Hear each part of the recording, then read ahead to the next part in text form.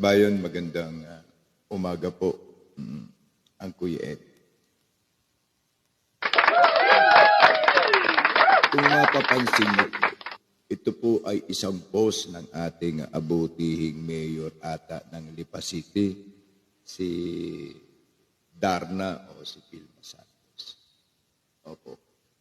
Kasi po ay kanyang pinoproteksyonan ang kanyang asawa na estupido, no? Tignan niyo. Sa mga baser, sinasabi ko sa sarili ko na kaya kami tinatamaan ay dahil nasa taas kami.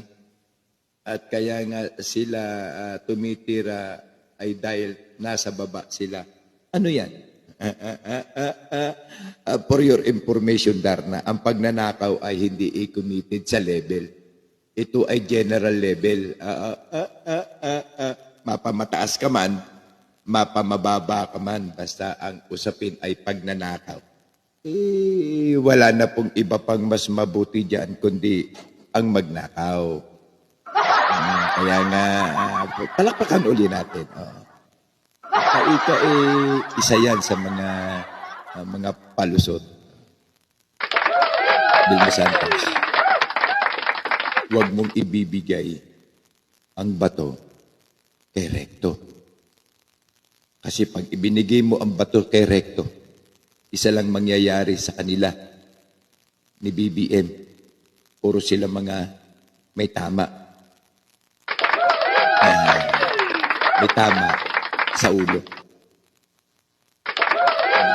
Harap na, wala kayong inisip, kundi ang pahirapan at dalhin ang mandato na instead na tulungan ninyo sa inyong programa kung saan dapat mapunta ang salapi o ang taong bayan na nangangailangan ng panawagan, kaya lalo nyo pa itong dinadala sa katarantaduhan. Darna. Ikaw pa naman ang aming Darna. Pero ano ito? Diba? Ang mga base, inaabot ka. Kung si, si Quadcom, akop patay na. Pero pinagduduraan pa ng taong bayan, lalo na ang mga magulang, kapatid at asawa ng Kuratong Baliling. Baka dumating ang time, Darna, makatulog ang asawa mo at bigla na lamang yan kunin ng gaba. Kasi kinukuha na lahat ngayon ng gaba ang mga gumagawa ng yawa. Yung asawa mo, yawa Yan ang problema. Kinuha yung 89.9 billion na pondo o pera ng PhilHealth. Pero hanggang ngayon, walang naibalik kahit 5 centavos. Ganon katarantado, Bilma, ang asawa mo. Tapos masasaktan ka kasi kayo ang nasa taas dahil tinitira kayo at sila ang mga nasa baba kasi kaya sila naninira. Palakpakan! Wow! Isa pa. Bigyan natin ng isang sumasigabong palakpakan.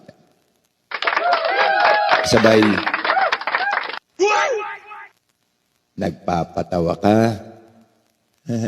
Nagpapatawa ka, Darna. Yan ang totoo na. Expire na ang bato mo, Darna. Expire na.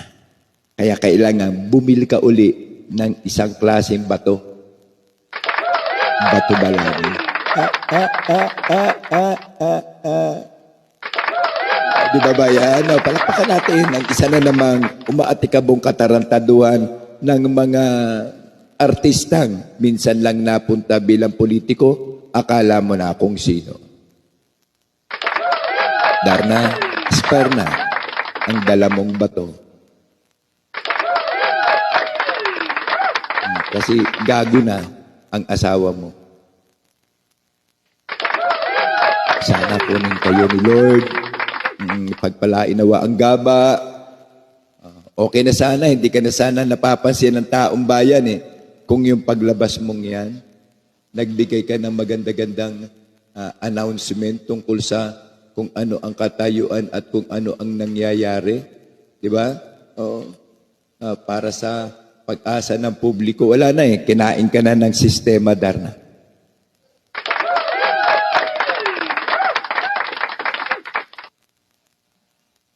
Isa ka na ngayong narda. Nardang putik. Di ba? So darating ang araw, may kukunin na naman si Yawa na mga katulad ninyong gumagawa ng yawa. Muli po ang inyo pong kapatid na Kuya Ed TV. Merry Christmas po. At iba talaga pag may mic. Sa akin pong sponsor, maraming salamat po. Palakpakan po natin ang ating sponsor na ayaw po magpabanggit ng pangalan. Okay. Ito lang po ang may babayad ko sa inyo. Ang totoong serbisyo publiko. Salamat po. Merry Christmas po uli. Ang inyo pong Kuya Ed. Darna, expire na ang iyong bato.